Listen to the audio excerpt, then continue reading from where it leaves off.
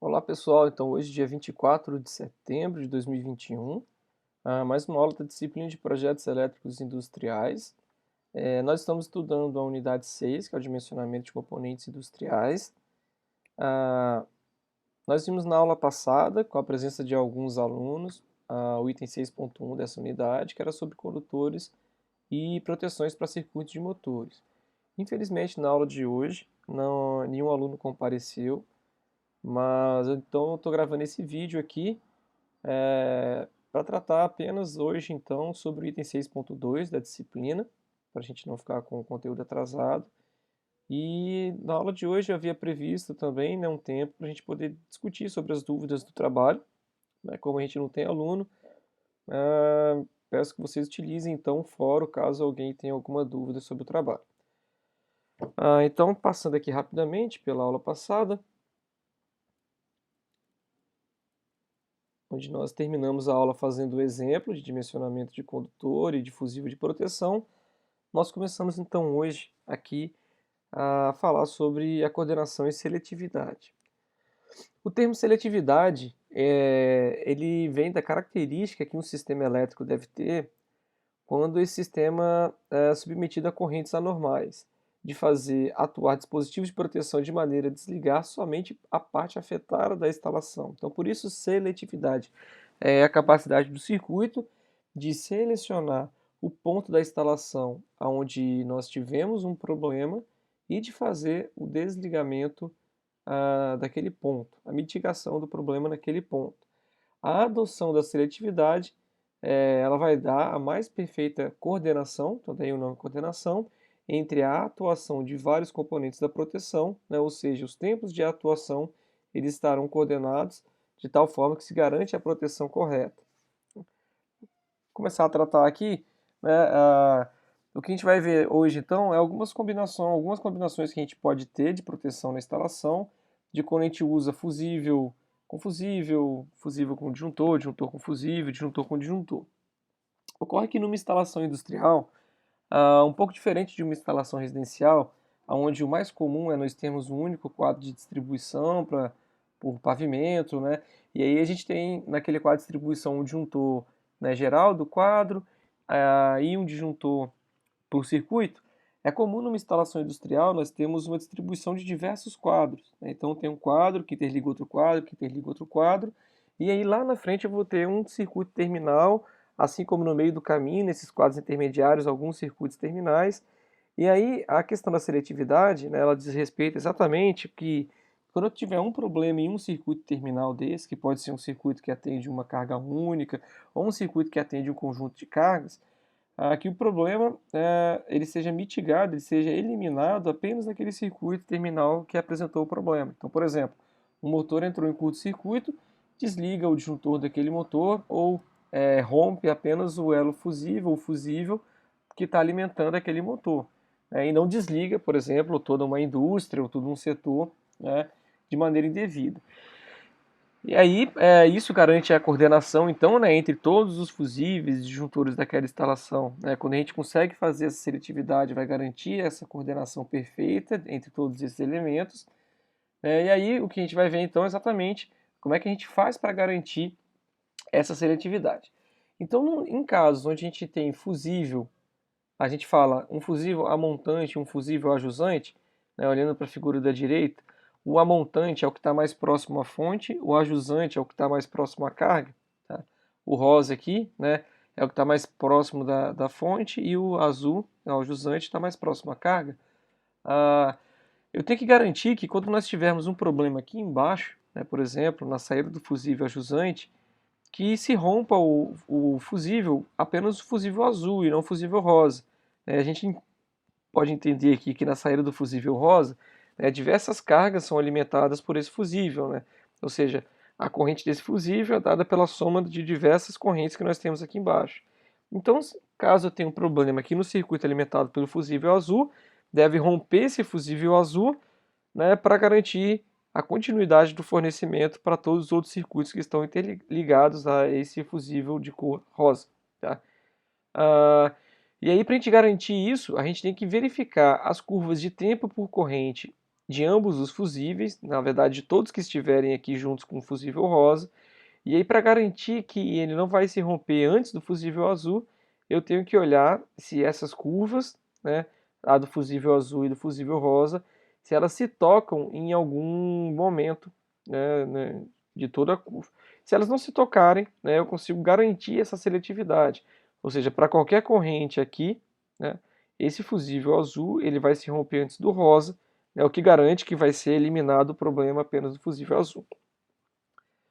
E aí, para a gente poder ter essa garantia, a gente tem que verificar se a corrente do dispositivo montante ela é maior que a do jusante, primeira coisa, né? Ou seja, a corrente do fusível rosa tem que ser maior do que a do fusível azul, né? E aí, inclusive, alguns fabricantes eles já disponibilizam ah, essa seletividade, ou seja, qual que é a corrente mínima que eu tenho que ter do máxima que eu tenho que ter do jusante em relação ao que eu tenho na montante. Por exemplo, se aquele fusível rosa ele for de 250 amperes, a corrente máxima que eu posso ter do fusível azul, ou botando aqui a figura de todos os fusíveis azuis que podem estar aqui embaixo, é de 160 amperes. Se a corrente for maior do que isso, né, vai acontecer o cruzamento e aí corre o risco do fusível rosa queimar antes do fusível azul. Eu posso ter combinação também de fusível com disjuntor, que é o caso onde eu tenho um fusível a montante, ou seja, aquele fusível rosa de cima, e a jusante eu tenho um disjuntor. Para nós, aí a gente tem que pensar em duas situações, que é a situação de sobrecarga e a de curto-circuito. Para garantir que durante uma sobrecarga no circuito, o disjuntor, né, ele vai desarmar antes do fusível, que está a montante, né, ou seja, eu vou eliminar apenas o problema no circuito do disjuntor, o fusível ele não pode tocar na sua curva térmica o disjuntor. E no curto-circuito, para garantir que caso ocorra um curto-circuito, o disjuntor ele vai desarmar antes do fusível, eu tenho que garantir que para essa corrente de curto, naquele ponto da instalação, exista um tempo de defasamento mínimo de 50 milissegundos entre o tempo de atuação do disjuntor e o tempo de interrupção do fusível. Ou seja, né, quando eu olho lá o tempo que o meu disjuntor demora para desarmar no curto-circuito, o meu fusível tem que demorar 50 milissegundos a mais para queimar, senão ele vai queimar antes do disjuntor desarmar. Então o que nós temos é basicamente isso daqui. Na comparação da curva térmica do fusível, né, ela não pode cruzar o disparador térmico do nosso disjuntor, né, e depois aqui no curto-circuito, né, eu tenho que analisar se o tempo de curto-circuito, que é essa corrente aqui, né, quando eu pego lá a curva do disjuntor, se esse tempo aqui, né, do disjuntor ele é 50 milissegundos mais rápido do que aquele mesmo tempo do fusível, da corrente de curto-circuito para o fusível abrir.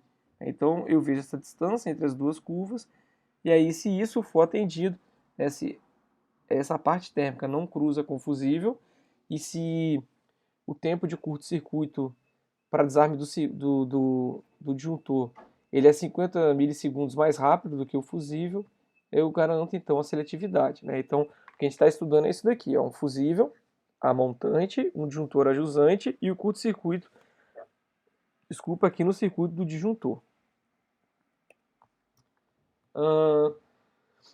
Eu posso ter o contrário, né? Eu posso ter um disjuntor a montante e um fusível a jusante. Aí nesse caso aqui, a gente vai analisar, né, a curva, de novo, se o fusível não corta o disjuntor, tá? E no curto-circuito agora, para garantir, né, essa seletividade, eu tenho que olhar na corrente de curto, no ponto da instalação do fusível, e ver se tem um tempo de defasamento mínimo de 100 milissegundos entre a interrupção do fusível e a atuação do disjuntor. Ou seja, o meu disjuntor aqui ele tem que ser 100 milissegundos mais lento do que o tempo de atuação do fusível no curto-circuito, para garantir que o fusível queime antes do meu disjuntor abrir e interromper aquele circuito. Então agora as curvas estão invertidas, o fusível está embaixo e o disjuntor está em cima. Então, para essa primeira parte, que é do disparador térmico, eu tenho que garantir que elas não se tocam, né? Não se cruzam, não se tocam. E aqui, né, na hora de analisar o tempo, né, do disparador magnético do disjuntor, o tempo que ele demora para aquela corrente de curto-circuito desarmar, eu tenho que verificar se a minha curva do fusível para aquela mesma corrente ela tem 100 milissegundos de diferença, se ela é 100 milissegundos mais rápido do que o meu disjuntor. Desculpa. E isso quer dizer exatamente, a gente está analisando exatamente os circuitos dispostos dessa forma, onde nós temos um disjuntor, a montante, abaixo desse disjuntor, diversos circuitos sendo conectados a ele, né, e a gente está analisando em especial um fusível, né, que é aqui na combinação fusível-disjuntor.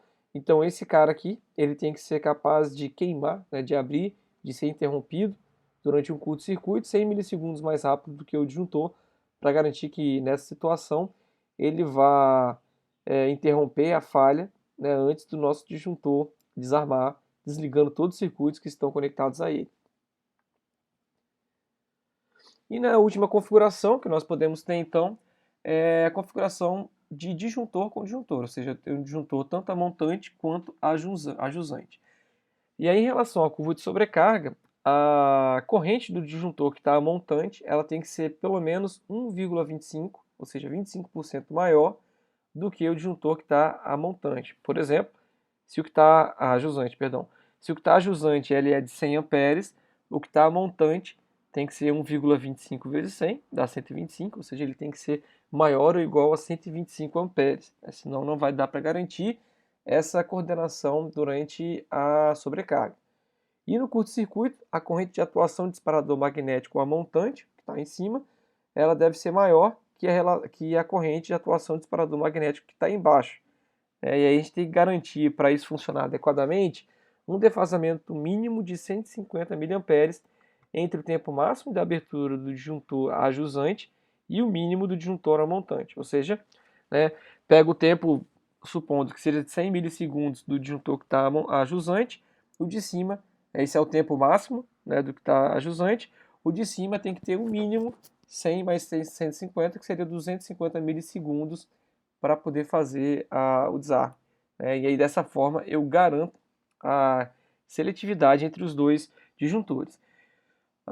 Então, essa curva, em relação ao térmico, né, a corrente dele deve ser do que está a montante 25% maior, né, e comparando aqui no curto-circuito o tempo de desarme de ambos os disjuntores, a gente tem que ter essa distância de pelo menos 150 milissegundos, ou seja, o que está aqui em cima, a montante, tem que ser pelo menos 150 milissegundos mais lento do que o que está a jusante para o desarme da corrente de curto-circuito. Bom, era só isso, né? Então seria interessante se vocês estivessem aqui para tirar dúvidas, para a gente debater.